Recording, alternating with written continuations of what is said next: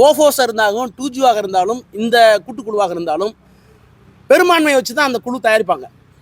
இப்போ 2Gலேயே எனக்கு எதிராகத்தான் கருத்து சொல்லப்பட்டது. அரசாங்கத்திற்கு நட்டமில்லை ஸ்பெக்ட்ரம் வழங்கியதில், ஆனால் நடைமுறையில் சிக்கல் இருக்கிறது. இந்த கோப்புகளை நகர்த்துவதில் வழங்கியதில் நடைமுறை சிக்கல் இருக்கிறது, அதிலே தவறிழைத்திருக்கிறார்கள் என்றுதான் நாடாளுமன்ற கூட்டுக்குழு அறிக்கை இருந்தது. போஃபோர்ஸில் அப்படி தான் இருந்தது. ஆனால் இந்த அறிக்கையில் அந்த மாதிரி அறிக்கை வருகிற போது இப்போ 2Gல எனக்கு எதிராக ஒரு அறிக்கை இருந்தது.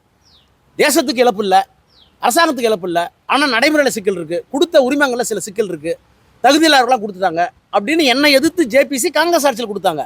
ஆனால் என்னன்னா திராவிட முன்னேற்ற கழகத்தின் சார்பில் மாண்புமிகு அண்ணன் டிஆர் பாலு ஒரு டிசன் நோட் கொடுத்தார். நான் பர்சனலாக டிசன் நோட் கொடுத்தேன். இந்த 2 டிசன் நோட்டும் புள்ளிக்கமாக மாறாமல் அப்படியே இருக்குது. நான் இன்னும் சொல்ல போகிறேன், அட்மினிஸ்ட்ரேட்டிவ் இன்காம்பிட்டன்ஸ்னு சொன்னேன். இந்த 2G வழக்கு அட்மினிஸ்ட்ரேட்டிவ் இன்காம்பிட்டன்ஸ்னு சொன்னேன். நிர்வாகம் நடத்த தெரியாமல் நீ நடத்தினால தான் அந்த 2G வந்துச்சு அப்படின்னு எழுதியிருக்கேன் அந்த என்னோட டிசன் நோட்டில். அதை கூட எடுக்கல, அப்படியே இருக்குது. நான் என்ன சொல்கிறேன், நீங்கள் என்ன வேணாலும் அறிக்கை கொடுங்க, நம்ம டிபேட் வந்து நாடாளுமன்றத்தில் விவாதிக்கலாம். ஆனால் நாங்கள் கொடுத்த டிசன் நோட் என்று சொல்லக்கூடிய எங்களுடைய எதிர்கருத்துரையை நீங்கள் ஏன் நீக்குகிறீர்கள்? என்ன அர்த்தம்? இப்போ நான் நாளைக்கு உச்சநீதிமன்றத்துக்கு போய் கேஸ் போடும்போது நாங்கள் சொன்ன பகுதிகளெல்லாம் இல்லைன்னா உச்சநீதிமன்றத்தில் நீ அங்கே சொல்லணும்னு கேட்பாங்கல்ல. நாடாளுமன்ற கூட்டுக்குழுவில் இருந்தீர்களே மிஸ்டர் ராஜா, நீங்கள் நாங்கள் இதை பதிவு செய்யவில்லைன்னு கேட்பாங்கல்ல. நான் சொன்னவங்க எழுதணும்னு சொன்னால் நம்புவாங்களா? இது ஜேபிசியில் வந்து 2Gல நடக்கல, போஃபோஸில் நடக்கல, இதுக்கு முன்னாடி எந்த ஜேபிசியில் நடக்கல. டிசன் நோட் கொடுத்தா அவங்களுக்கு வந்து எங்களுக்கு ஏற்புடையதல்ல, ஆனால் ராஜா கொடுத்துருக்கார், இதான் அவர் ஃபுல் ஸ்டாப் மாற்ற வைப்பாங்க. ஆனால் இந்த தடவை தான் நாங்கள் ஒரு அறிக்கை கொடுத்தா என்னுடைய அறிக்கையில் ஒரு 55% எடுத்துட்டாங்க. ஏன் எடுக்கிறீங்க பயந்துக்கிட்டு? இது வந்து ஜனநாயக விரோத செயல் இல்லையா? இப்படி ஒரு அயோக்கியத்தனத்தை எந்த அரசாங்கம் செய்ததில்லை, இன்னைக்கு இந்த அரசாங்கம் செஞ்சிருக்கு. நீங்க சொல்றத பார்த்தா இந்த நாடாளுமன்ற நடைமுறைகள், நாடாளுமன்ற விதிகள் எல்லாத்தையுமே இந்த அரசு நாடாளுமன்ற சார் குழி தோண்டி புதைச்சிட்டாங்க. சார் குழி தோண்டி புதைச்சிட்டாங்க. இது வந்து ஒரு நான் என்ன சொல்றேன், இது வந்து ஆங்கிலத்தில் லாலஸ் நம்பாங்க. ஒண்ணுமே சட்டமே இல்லாம ஒரு காட்டு முன்னாடித்தனமா நடக்குது. நம்ம என்ன பண்ணணும்? அப்படி இந்த விதிகள்லாம் மீறி இந்த குழி தோண்டி பொதிக்கிறாங்க அப்படின்னு சொல்றதுக்கு என்ன காரணம்? இதனால என்ன லாபத்தை அவங்க ஈட்ட போறாங்க? ஒண்ணு இல்ல இன்னும் அந்த கூட்டத்தோட நடக்க இருக்கு. இறுதியான சார் இதை நிறைவேற்றுவாங்க. இதை ஓட்டெடுப்புல விட்டு மிருக பலத்தை வச்சு என்ன லாபம் அவங்களுக்கு? என்னன்னா சிறுபான்மை மக்களை 2ஆம் நிலை கொண்டு போறாங்க. சிறுபான்மை மக்கள் வாயற்றவர்களாக, குரலற்றவர்களாக, அதாவது இங்க சொல்றாங்கல்ல, நீங்க வந்து உங்களுக்கு வாழுவதற்கு நீங்க வாழ்றதுக்கு நாங்கள் பர்மிட் பண்றோம். You can leave but you cannot take any right. உங்களுக்கு எந்த உரிமையும் இல்லை, நாங்கள் விட்டா நீங்கள் வாழலாம். அதாவது செகண்ட் ரேட் சிட்டிசன். இதனால என்ன லாபம்? இது இந்து நாடுன்னு அறிவிக்க போகிறாங்க. இந்து நாட்டில் மட்டும் பிற்படுத்தப்பட்டவர்கள் ஏற்றுக்க போகிறாங்களா? மிகவும் ஏற்றுக்க போகிறாங்களா? இந்து என்கிற பெயரால் உயர்ந்த ஜாதிக்காரர்கள் நாட்டை ஆள வேண்டும், அதற்கு சிறுபான்மை மக்களை முடக்க வேண்டும். ஏற்கனவே கிறிஸ்தவர்களுக்கு வழங்கப்பட்ட எல்லா வெளிநாட்டு சலுகைகளையும் நிதியையும் முடக்கிட்டாங்க. யாருக்கும் பாதுகாப்பு இல்லை. அப்போ தாழ்த்தப்பட்ட மக்களுக்கு பாதுகாப்பு இல்லை. ஏதாச்சும் ஒரு இறைச்சி கொண்டு போனால் மாட்டு இறைச்சின்னு வச்சு அடிக்கிறாங்க. கேட்கறதுக்கு நாதி இல்லை. அப்போ ஏற்கனவே 25% இருக்கிற தாழ்த்தப்பட்ட மக்கள், 10% இருக்கிற இஸ்லாமியர்கள், 5% இருக்கிற கிறிஸ்துவர்கள் எல்லாத்தையும் சேர்த்து அடிச்சுட்டு பிற்படுத்தப்பட்ட மக்களுக்கு எந்த உரிமையும் கொடுக்காம, அவர்களுக்கு கொடுக்கப்பட்ட ரிசர்வேஷன் கூட ஒழுங்காக நிறைவேற்றாமல், அப்போ எந்த விதமான ஒரு காட்டாட்சி நடக்குது? இப்படி ஒரு மதவெறியா? 4 பேர் 4 விதமான கருத்துக்களை சொல்றாங்க. யாரு தப்பானவர், யாரு சரியானவர்? சபாநாயகர் சரியானவரா? நான் அதிகமாக பயன்படுத்துகிறேன்னு நீங்க நினைக்காதீங்க. நீங்க ஒரு அருமையான கேள்வி என்கிட்ட கேட்குறீங்க. உள்துறை அமைச்சர் தவறு செய்திருக்கிறாரா, ஸ்பீக்கர் தவறு செய்திருக்கிறாரா, அல்லது நாடாளுமன்ற குழு தலைவர் செய்திருக்கிறாரா, அவர் செய்திருக்கிறாரான்னு நான் சொல்றேன். 4 பேருமே கூட்டு களவாணிகள்.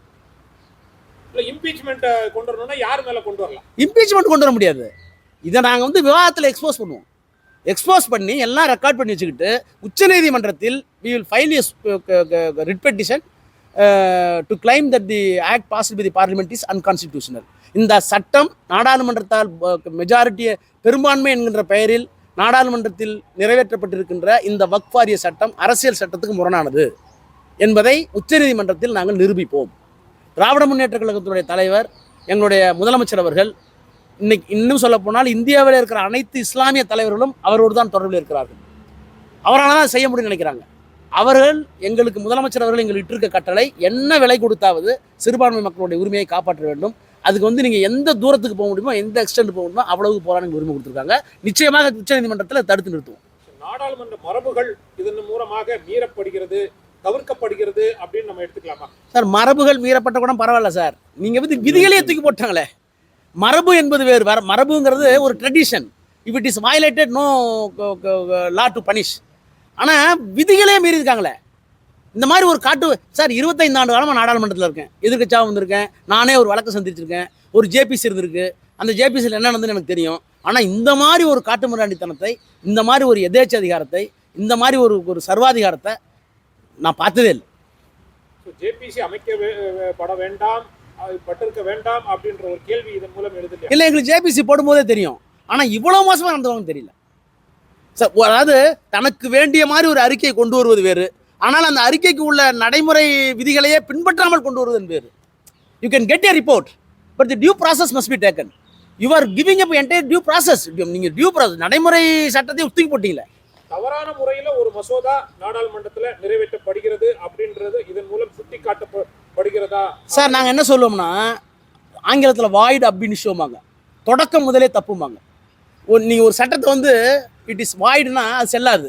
ஆனால் வாய்டு அப்படின்னு சொன்னா இது தொடங்கப்பட்ட காலத்திலிருந்தே எல்லாமே தப்பு. நாங்கள் என்ன சொல்கிறோம்னா, இந்த வக்ஃப் வாரிய சட்டம் என்பது the Waqf amendment bill proceedings contemplated thereon is nothing but void ab initio. தொடக்கம் முதலே ஜேபிசி போட்டதுலேருந்து வெளியே வந்ததுலேருந்து நாடாளுமன்றத்தில் தாக்கல் செஞ்சு நிறைவேற்று வரைக்கும் தப்புன்னு உச்சநீதிமன்றம் சொல்லுவோம். பாதகம் செய்பவரை கண்டால் நாம் பயம் கொள்ளலாகாது பாப்பா. மோதி மிதித்து விடு பாப்பா, அவர் முகத்தில் உமிழ்ந்து விடு பாப்பா. அண்மை செய்திகளை உடனுக்குடன் தெரிந்து கொள்ள இணைந்திருங்கள் எம் நாடு தொலைக்காட்சியுடன்.